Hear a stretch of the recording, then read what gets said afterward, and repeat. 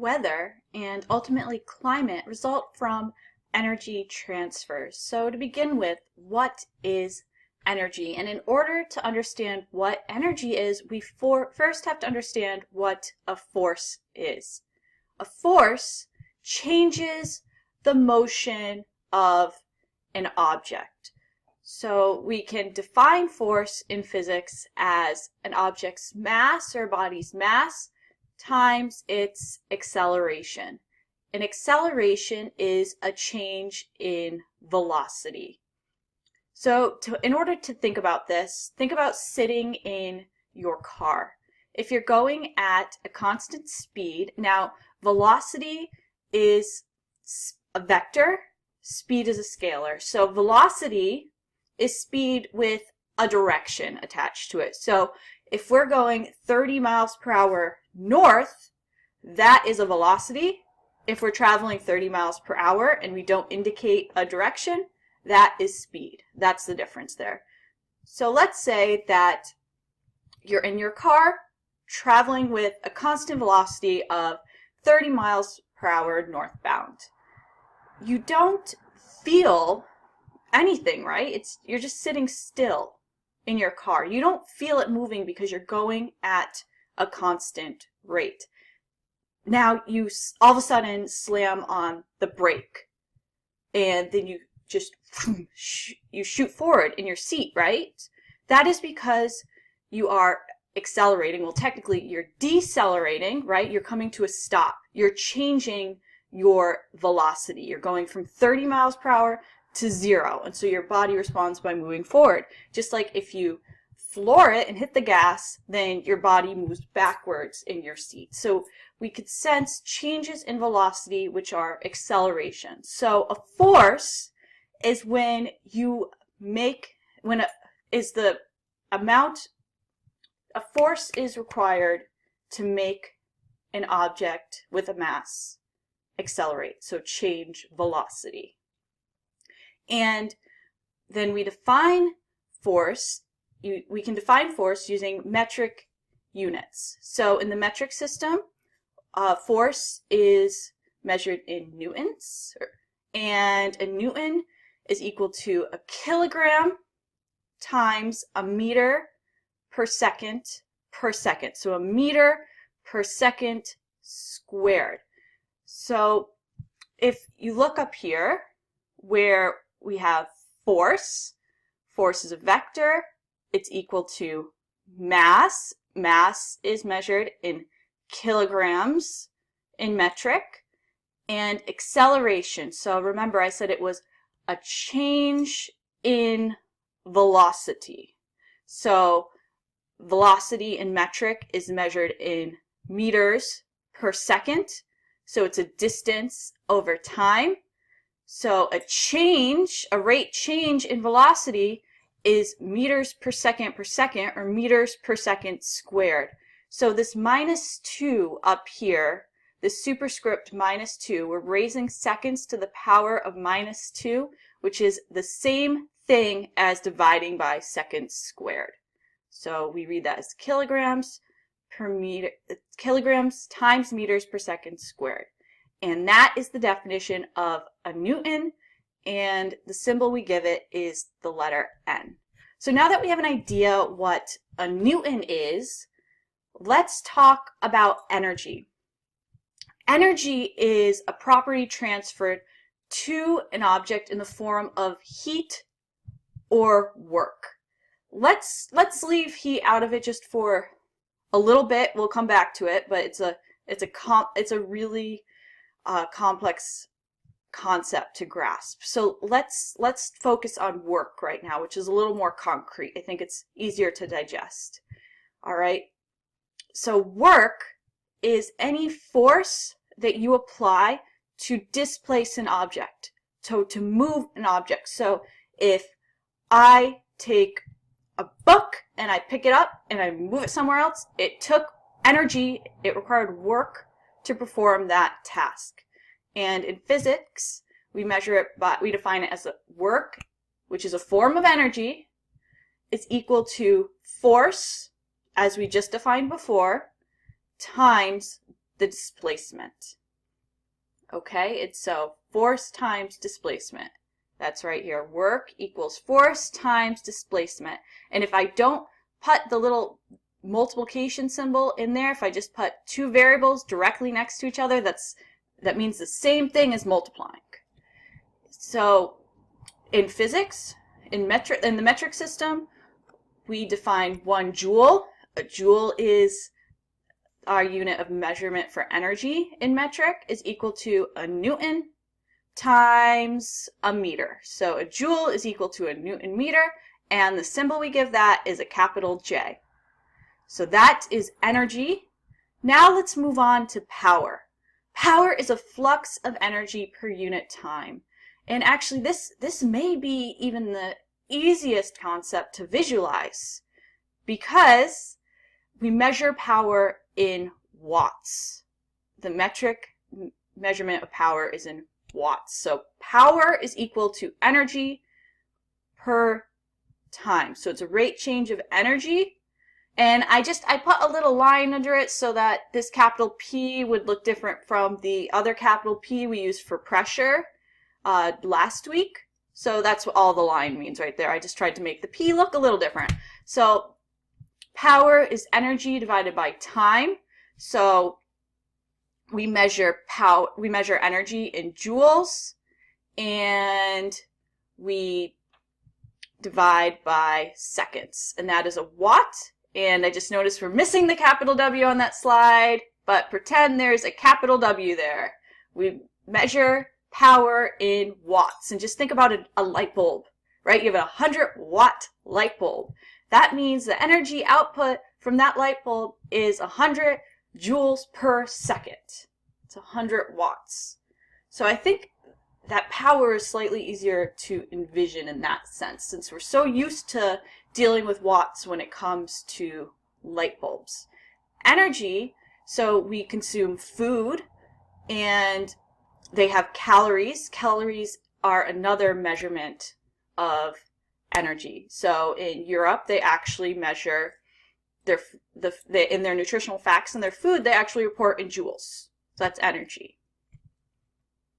Okay. Moving on. Let's talk a little bit about Earth's energy budget. Where does Earth get its energy? Well, Earth gets 99.97% of its energy from the sun in the form of electromagnetic radiation. And the energy flux is then equal to 174 petawatts. So that's power.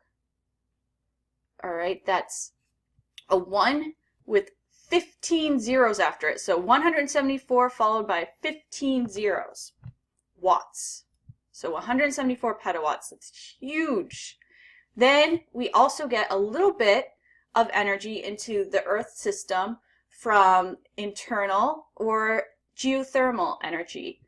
And the type of force responsible for this is the weak force. So a long time ago, 4.54 billion years ago, when the Earth had just newly formed, it was hot. It was molten.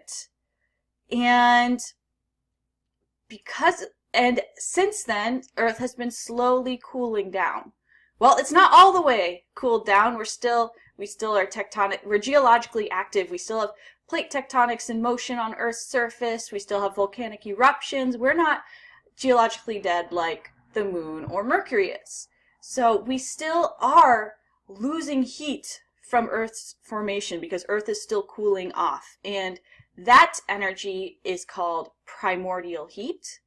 And then also within the Earth, we have radioactive decay. So we have these nuclear decay reactions going on, which also release energy, and that is called Earth's radiogenic heat. So that accounts for 0.025% of Earth's energy budget. So we're at 45 terawatts with that. So that's 45 followed by 12 zeros, terawatts. Okay. Now, moving on to tidal.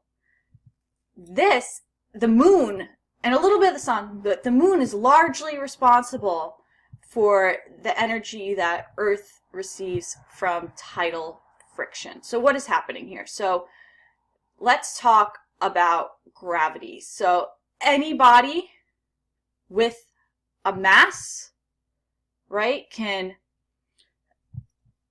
sort of deform space-time a little bit, and so bodies are gravitationally attracted to one another, and the larger a body is and the closer a body is to an object, the greater that gravitational attraction will be. Well, anyway, we have a pretty large body orbiting us. The moon is not that much smaller than us, and the Earth pulls on the moon and the moon pulls back on the Earth. They're gravitationally attracted to one another. And when the moon pulls on the Earth, it actually pulls on the surface of Earth's ocean, and it pulls it out a little bit. And then as the Earth rotates and the moon is orbiting around the sun, the moon is orbiting around Earth, then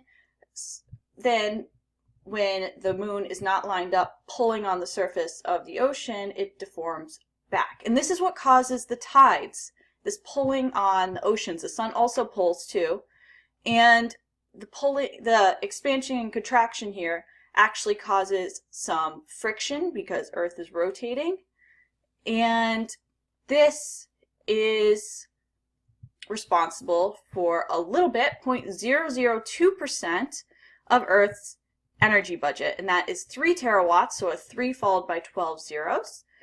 And then last, we have a little bit of waste heat from fossil fuel consumption, and that is another small percentage, which ultimately, that is still energy that originated from the sun, because fossil fuels, right, are fossilized vegetation and plankton.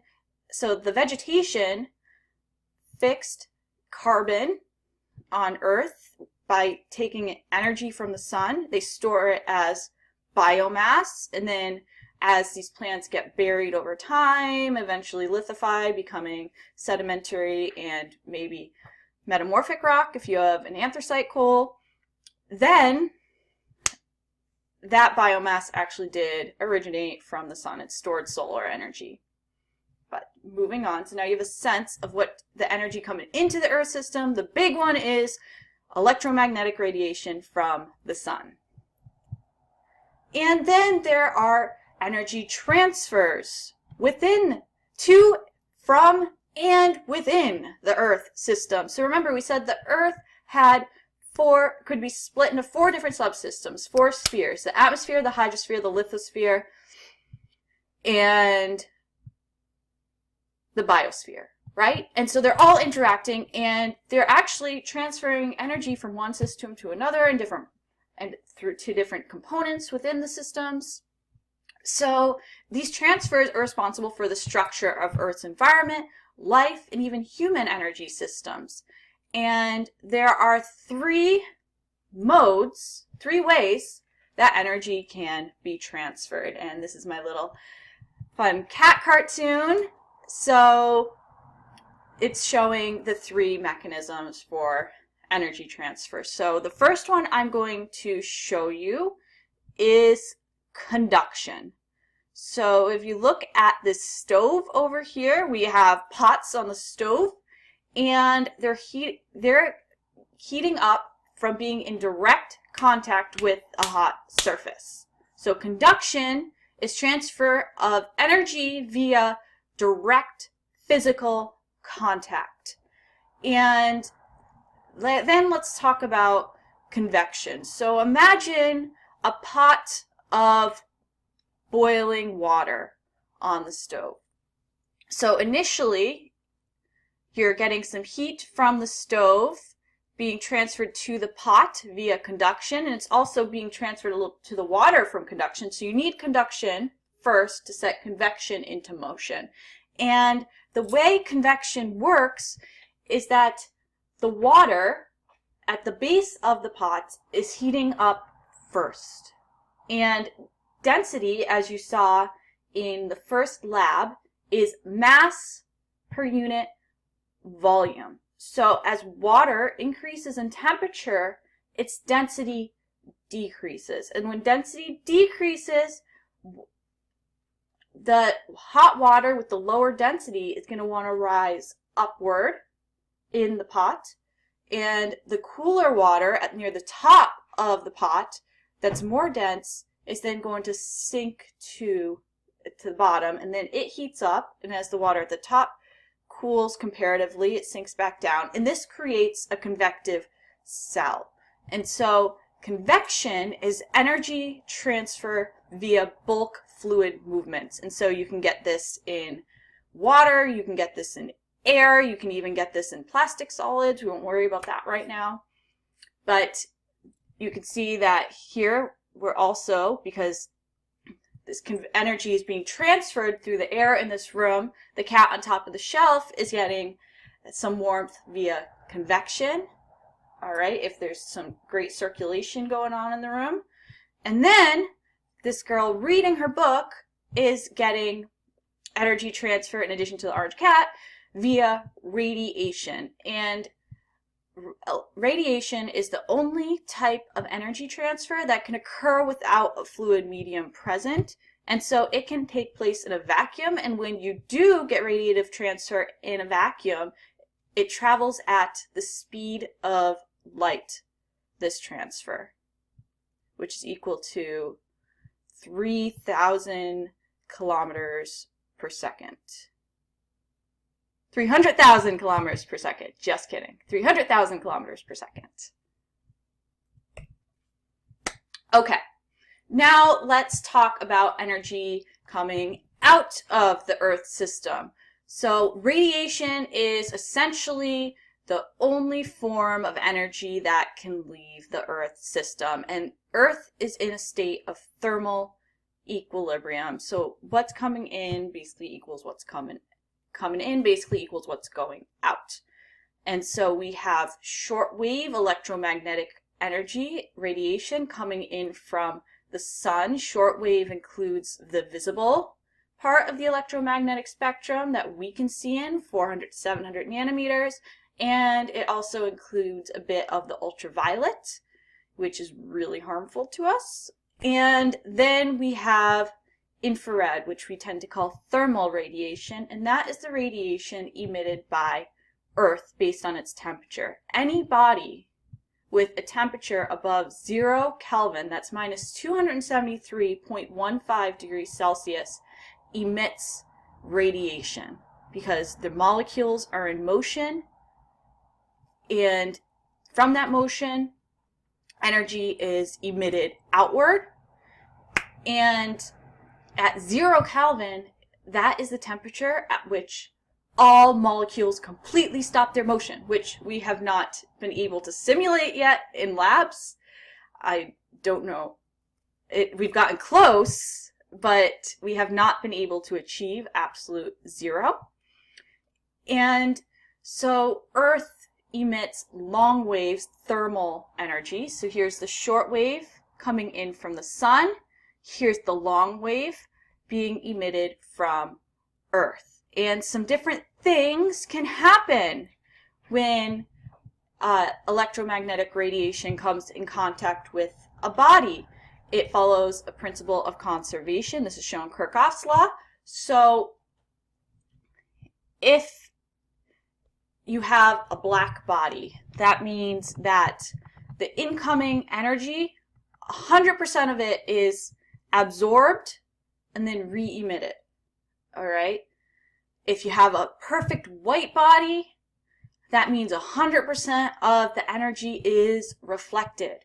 So when electromagnetic radiation comes in contact with a body, it can either be absorbed, reflected, or transmitted, and those three percentages have to add up to 100%. That follows a principle of conservation, which says that mass and energy cannot be created or destroyed. It has to go somewhere. It's just transferred, or it changes form, but it's not created or destroyed. And looking here at this figure then, I just want you to focus over here for 1 second. I want to think about transmission. Transmission. That means that the energy passes through a body. That body's transparent to that energy, which is different than emission. Emission is because a body is at a temperature, and so it emits radiation based on its molecular motion. Transmission just means that it passes through. Totally different things. So it's reflection, absorption, and transmission that need to add up to 100%. Emission is not part of that equation. Now, next up in our content, I want you to watch the NASA videos on the electromagnetic spectrum. And there's also a crash course on light, which you might find quite helpful as well.